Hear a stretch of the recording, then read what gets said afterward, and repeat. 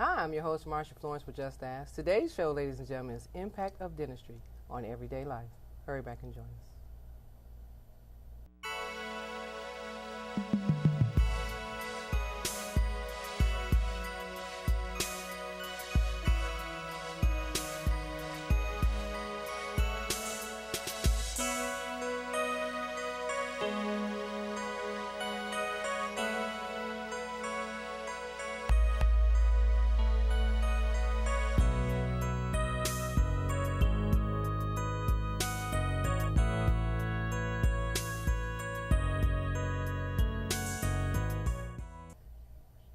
Hi, I'm your host, Marsha Florence for Just Ask. Today's show, ladies and gentlemen, is Impact of Dentistry on Everyday Life. And we have with us today the dentist herself, Golani, and office advocate and consultant, Bianca Golani. Good morning, ladies. Good morning, Marsha. Thank you for having us. Thank you. Now, Dr. Golani, you know, this is unique because when we say impact of dentistry on everyday life, what we come to find out is that there's a lot of stories or things going around nowadays that dentistry is one of the most valuable and important pieces of medical information to help determine some of the ailments that people are encountering. So I wanted to get a chance to have you tell us a little bit about yourself and your practice. I've been doing dentistry for almost 27 years, and I have 3 locations. And I just love doing dentistry. It's really wonderful. The impact of dentistry for me has been I've been able to change people's lives and make them feel good about themselves. And it's not just giving them beautiful smiles, it's really seeing them do better in their lives, you know. They become kinder, people pay attention to them because they have these huge smiles on their face. So dentistry has been great for me, and I love going to work. All right, that's a good thing. So most people feel as though when they go to the dentist that if they're not in pain, why go to the dentist? But there's more reasons to go to the dentist just because you're having a toothache. That's true, because what's happening when you wait too long to diagnose yourself is very difficult and expensive to take care of yourself.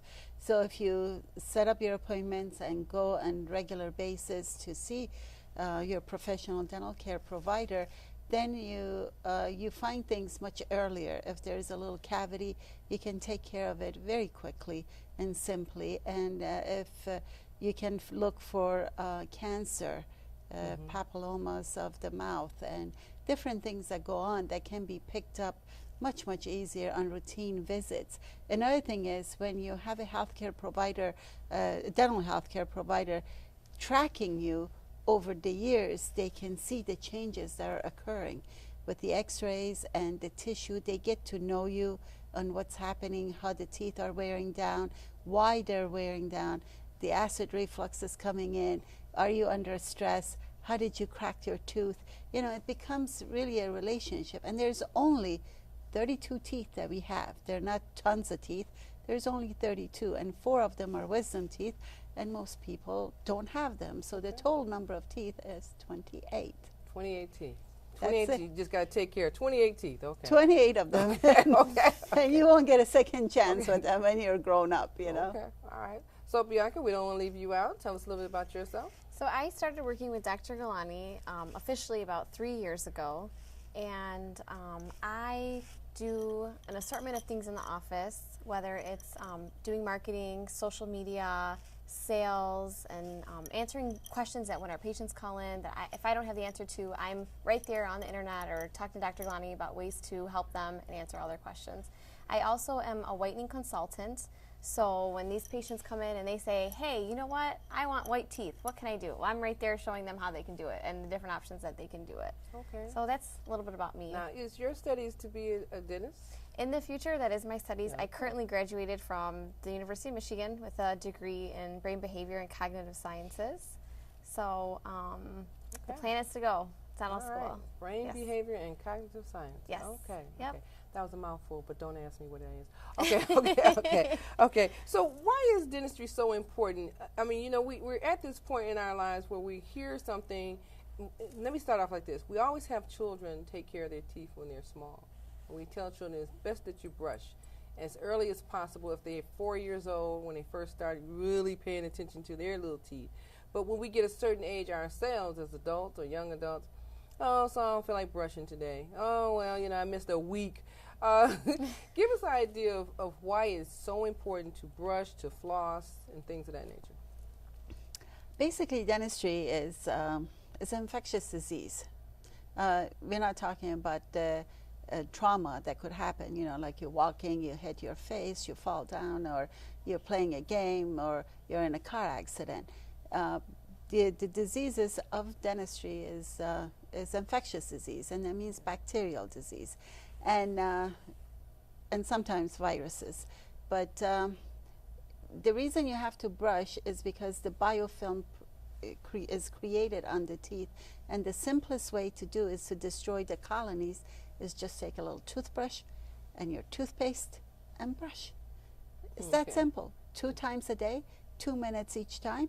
Be as thorough as you can, and that should help you tremendously with saving your 28 teeth. 28 teeth. Okay. Okay. What about flossing? Flossing is very, very important, and most people don't realize it. And the reason flossing is important is because when you're eating and whatever you're doing, the plaque is building up between the teeth, and people are not able to clean it and by just simple brushing. So that's why it's very important to floss your teeth before you brush, and try to do it at bedtime, or that should be one of the last things you do before you go to bed. I mean, I notice people floss at the dinner table, and I just cringe at that. But, you know, some people say, oh, I got to floss, and those are the people, to me, who are chronic in taking care of their teeth. But my point is, why you got to do it at the table? So I think that's I always gross. nailed it for that. Always. I'm that person. Oh, you're that person. I'm Okay, that we person. won't be going to dinner. Okay. We're going to take a break. And ladies and gentlemen, we'll be right back with some more important information on the impact of dentistry on everyday life. We'll be right back. We'll be here.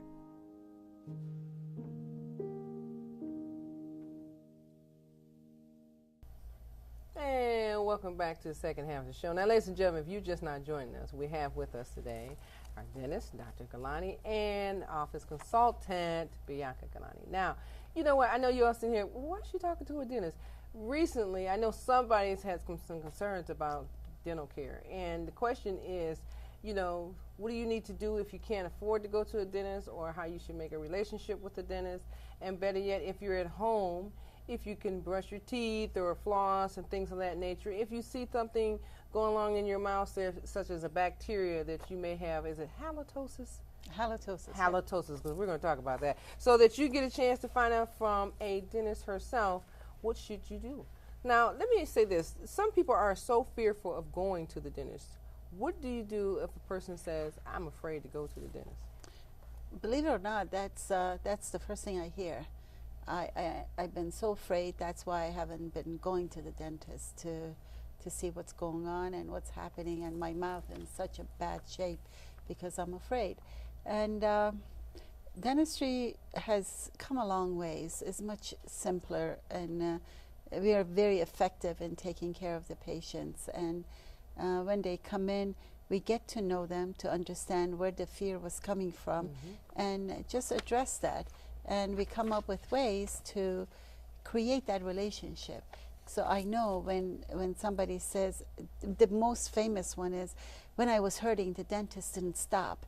They just went on, and they just did it, and I was hurting, and I couldn't move, and it was horrible, and just goes on and on and on. So we come with ways to make sure they understand that there's a communication technique is here, that you can let me know, and we can stop and take care of the matter.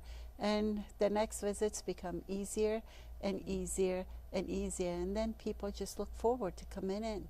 Okay. Yeah, I've seen some little children with the decayed teeth, and they were little children, and we didn't know what it was. You know, like, wow, did something happen?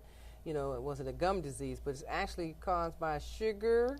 In the milk and Okay. juices that so when the mothers bring the children, or the father or the family come in, we'll see them, and we guide them on what they need to do and how they need to do, and eventually they become very successful, because that's all it is. We want to make sure the children come up successful, the families are doing well, and keep Well, like it. you said, it's not just a smile, and I hope that some of you parents are listening out there that have small children, and you think that it's best to give the baby some juice before he or she goes to sleep.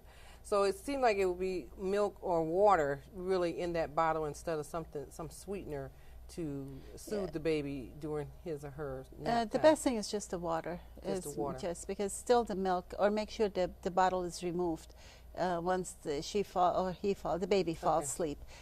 Then because milk has lactose, I mean the sugar in there, so Right. that could cause cavities.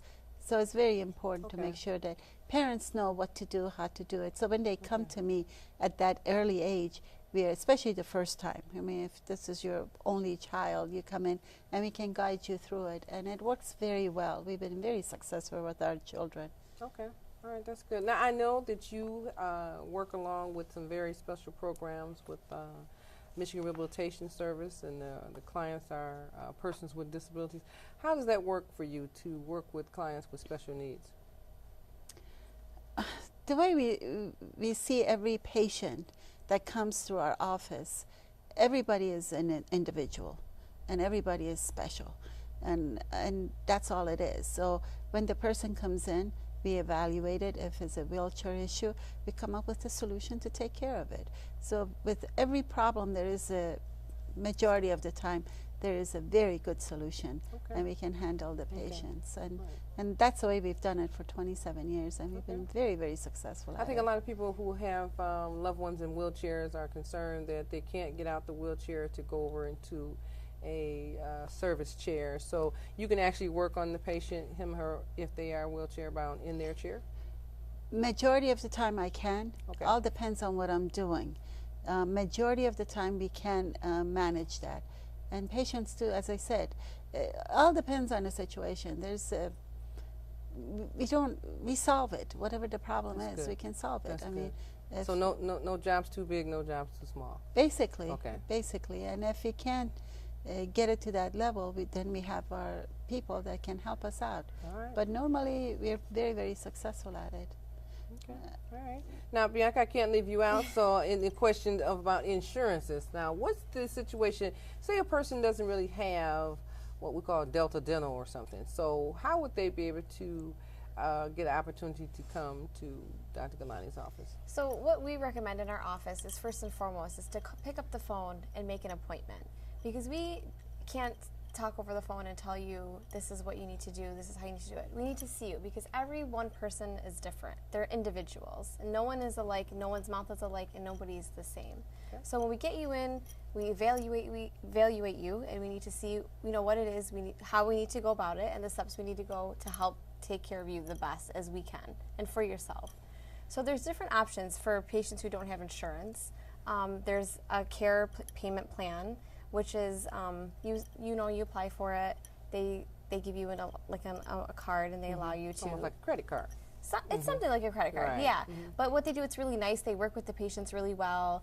They don't charge interest for so many months, and that helps the patients make low payments to the card and to be able to take care of their mouth when they need to take care of it. Okay. And there's other ways to do it. You can talk one-on-one with the dentist, the office managers, to go about working with that person as an individual to the best that we can help Because them. everybody don't have insurance, and some people truly do want to take care of their teeth. So you're stuck between a rock and a hard place if you don't have. So like you're of a low income nature, and your job doesn't provide benefits, but you want to come to the dentist. A lot of our viewers don't know that they could call and schedule an appointment. Is that like a consultation to come in? And it would be talk? a consultation. One of the problems that happens, I believe, insurance has become over exaggerated. It still is your benefits. And with many of them, there's only limited number of dollars that they give you per year. And another thing that happens, you have co-payments, and you have deductibles in some cases.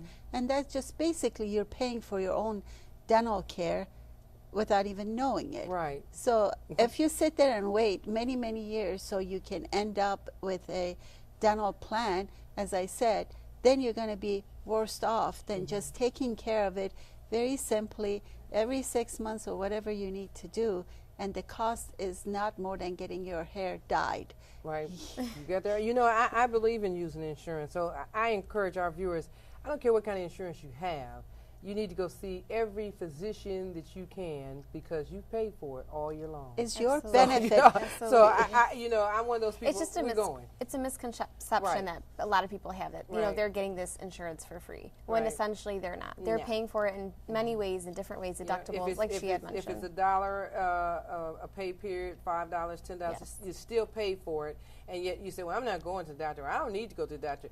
I go to the doctor whether I feel I need to or not. I like to see each and every one of you because I feel it's important to make sure that my body is up to par, my teeth, everything. So to me, it's good to hear good news.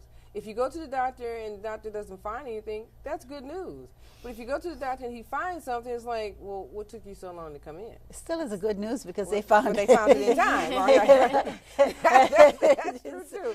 That's true could've too. waited. So either way you're going, you need to go to the doctor, ladies and gentlemen. All of them, okay? So you know, I wouldn't dismiss going to the dentist, going to the ear doctor, you know, gastrologist, all of them. I just think it's important to utilize the insurance that you've been granted, because when you are let go from a job or retired or whatever, you may not have any insurance, and then you're saying, I should have, I could have, I would have. But just because you don't have insurance doesn't mean you should not go see a healthcare provider. thank you, Bianca. There's ways you can work. Thank you. And also in our office, we do something called layaway, and it's really wonderful. It was an idea that came from one of our patients. He said to me, Dr. Golani, why don't you do layaway for dental work when people are doing layaway for their clothes or, you know, for their shoes?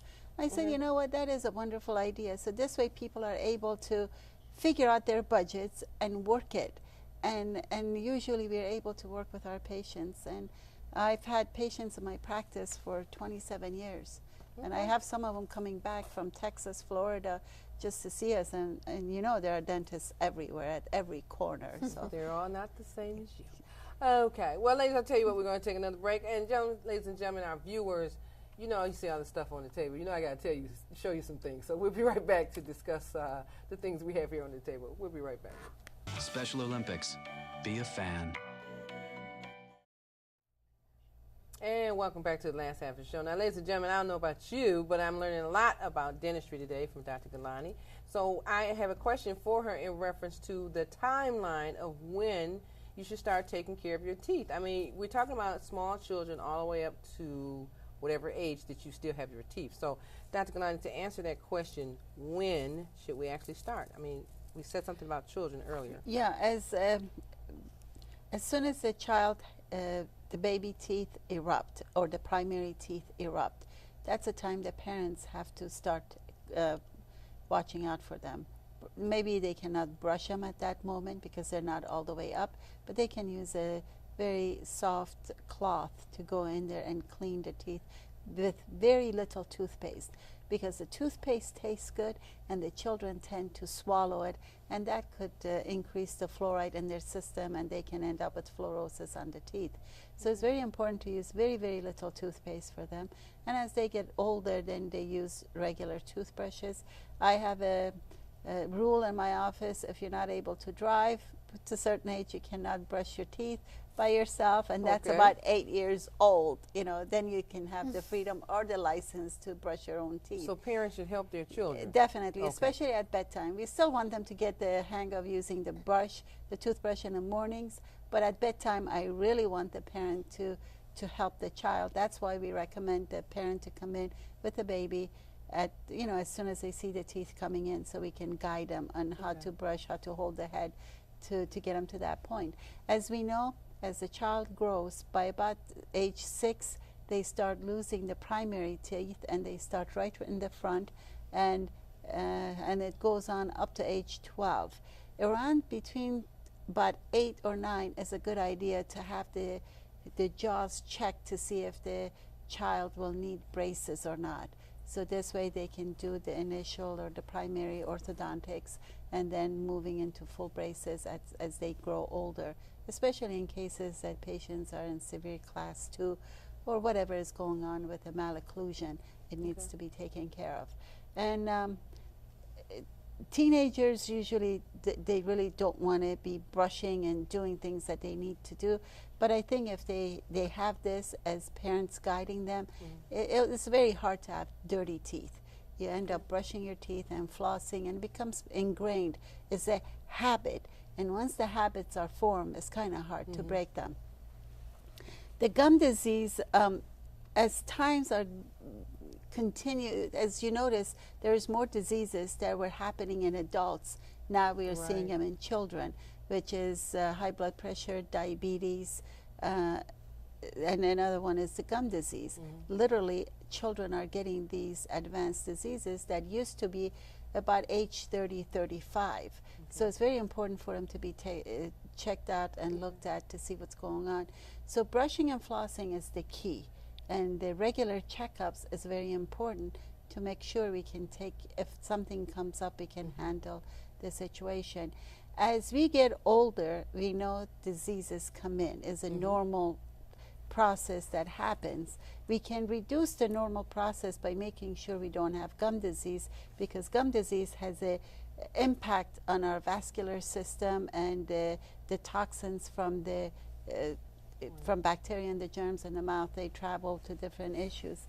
I'm sorry, I got to ask this question. So when a person has, is it periodontal or something when their teeth are loose from their gums? What is that? Yes, it's a periodontal disease, and we have a nice... Because I'm going to interrupt because I got to show this. Now, ladies and gentlemen, you see these what is this called? A model. A model. You see this model, and you're looking at, these are teeth in the direction of, they look pretty good here. Now, this is what your teeth look like when you have a gum disease. So prepare yourself. If you're eating, stop. Okay, so this is your teeth with the gum disease. Is that correct? Now, I know we got a shot of that because I couldn't believe what I was seeing when I saw this. Okay, so up above where the gum is, this is where the disease, this is horrible. Okay, so then if when your teeth are well, this is what they look like. Or when they're cleaned up. When they're cleaned up. And they're healthy, you can see where the bone level is.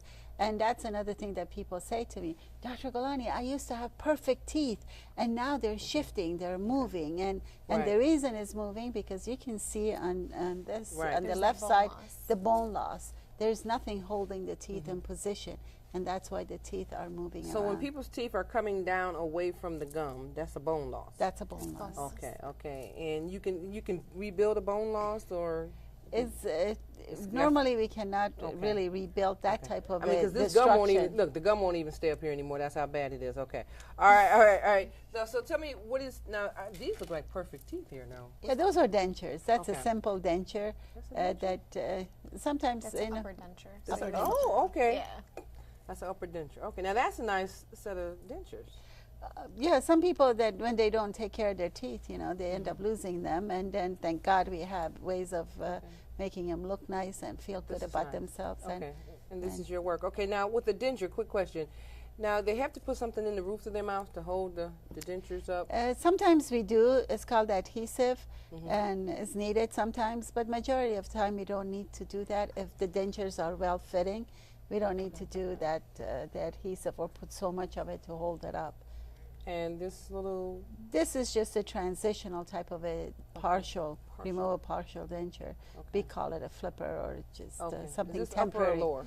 That's an upper. This is upper. Okay, I'm looking at it because I keep holding it upside down. So, okay, so this is the teeth, and it goes there. So this would be the front? The front teeth. The patient lost the front teeth. So sometimes we can pull the front teeth immediately and have that fabricated and put it in their mouth, and they go home, and they come back a few months later, and we can either fabricate a bridge or implants and or a partial denture. You do everything in your office, correct? We try. That's why I love general dentistry, because I can do a variety of work, so it's not so boring. Okay, all right. Now, are these crown? What is this? I'm sorry. It actually comes off of the piece. That's a model.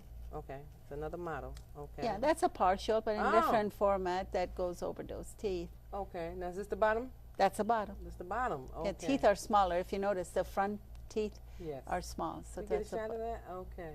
All right. Okay. And so now, when a patient is coming in to get some new teeth, so to speak, you guys do the molding and everything. When they come back again, they see their impressions. It comes out like this. Depending on what we're doing, yes. Okay. People end up looking very nice when they leave.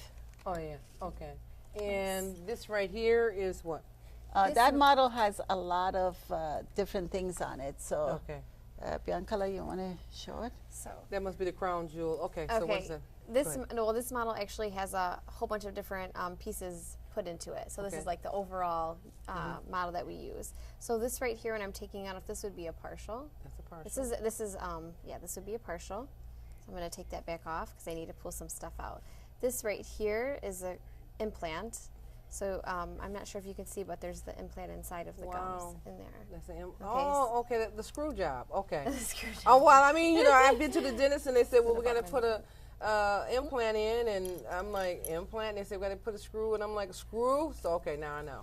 Okay. So I'm going to put that back in there so I don't lose it. Okay. And this is the next thing. This is a bridge. This is what a bridge would look like. Okay. So as you can see, the two teeth are prepped. There's a missing tooth in the middle. So what the bridge does is it goes right over, and voila, right. your tooth is not missing anymore. Okay. And you don't take it out. It's cemented in. It's cemented. It's not permanent. a removable. It's a permanent option. This is a removable partial, so this is not permanent. So some people who don't want to have to take it out or don't have the ability to, or let's say a disabled patient who doesn't have the ability to care for themselves, sometimes the best option is something that's permanent. They don't have to take in and out every single That's day. great. Yes. That's great. Okay. Now, I wanted to ask you something. I know that I've seen this in the stores, Biotine. What is Biotine actually for? So Biotine is for dry mouth. Dry mouth. Dry mouth. So dry mouth can happen to many of us, all of us, but what we see in our office is a lot of the time patients who have dry mouth are highly medicated patients. Patients Okay. on all types of different medications, Okay. for diabetes, for heart disease, for high blood pressure, any of those. And people don't realize there's a lot of side effects to medications that you take.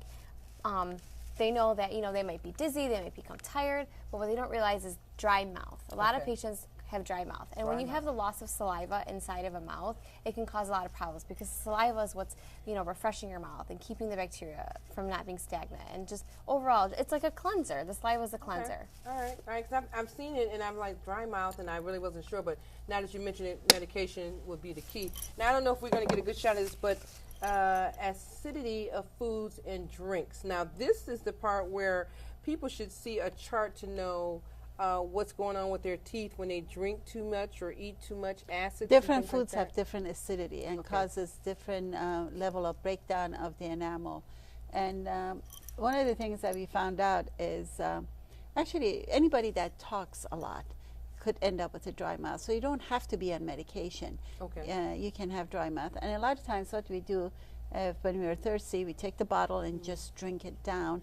And in reality, we're not quenching the thirst. You're still thirsty. You can go through the whole bottle and you still say, my God, what's going on here? So one of the things that we recommend for our patients, when you take your bottled water, take a sip, swish it around, then swallow. This way you're moisturizing the tissues in the mouth. And it works very well. And it's been very helpful for our patients. And as I said, it doesn't matter if you do have dry mouth as a result of medications or just because of your job. Telemarketers, people who talk. Like myself, okay. And yourself, that have a lot of talking to do. Do a lot of talking. Okay. Well, Dr. Golani and Bianca, we're going to have to wrap up here, but, I got to ask you to come back. I mean, this was only just a small portion of information. I'm sure our viewers have some questions for you, so will you come back and see us again? Oh, definitely. Thank you for having us. Okay. I mean, ladies and gentlemen, come on now. In this short moment, you have learned some things about taking care of your own teeth, your children's teeth, how to find out if you've got some type of gum disease or if the bacteria in your mouth is taking over and what you should do, and, of course, the insurance part. So if I were you, I would call us at 1-800-323-5336 if you have a question for Dr. Golani, 1-800-5336, 1-800-5323-5336, or go to our website, justastalkshow.org. Drop us a line, even email Dr. Golani. She's on there. So just go ahead and go to the website, check us out on the Partner with Us page, and see her services if you need to ask her a question. I'm your host, Marsha Florence, with Just Ask, and what do I always say? If you know a person with a disability or if you just have a general question, don't be afraid to ask. Just ask. Thank you.